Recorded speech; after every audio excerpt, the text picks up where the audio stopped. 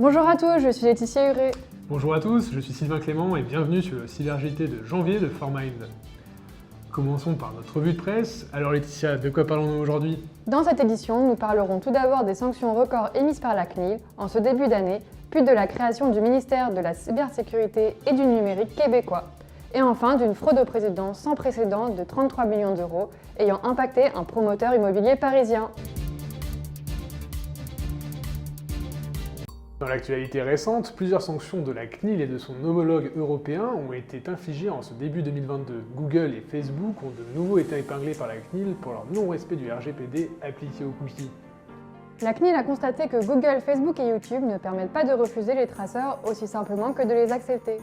Google a donc écopé de 150 millions d'euros d'amende, tandis que Facebook doit pour sa part verser 60 millions d'euros. La CNIL à l'échelle de l'Europe, l'EDPB, European Data Protection Board, a sanctionné une clinique privée finlandaise pour manque de protection de données personnelles et non-déclaration de la perte de confidentialité des données personnelles.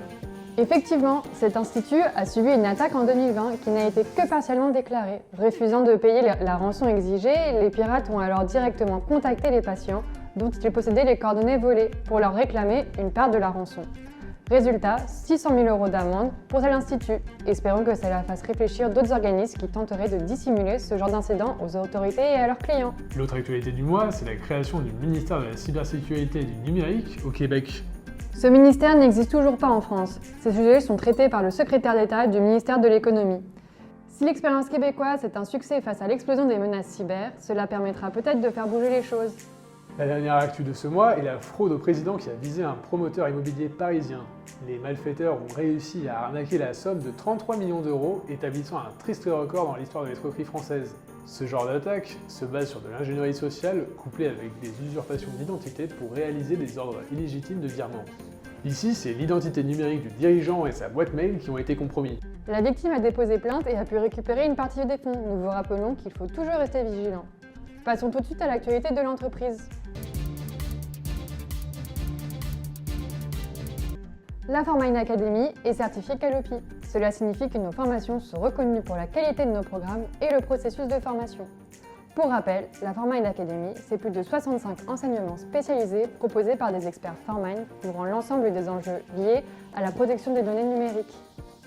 Rendez-vous sur l'onglet Formation sur formind.fr pour découvrir notre catalogue et les dates proposées. Besoin d'informations complémentaires? Contactez-nous par mail à formation@formind.fr. L'actualité cyber ne s'arrête pas en 2022, restez prudents car les attaques sont de plus en plus lourdes de conséquences. Si jamais vous veniez à être victime de l'une d'elles, n'hésitez pas à contacter notre force d'intervention rapide. La FIR est une équipe d'experts en réponse à un incident mobilisable au besoin dont l'objectif est de contenir une attaque et de limiter l'impact business. Si vous êtes victime d'un incident cyber, n'hésitez pas à nous contacter.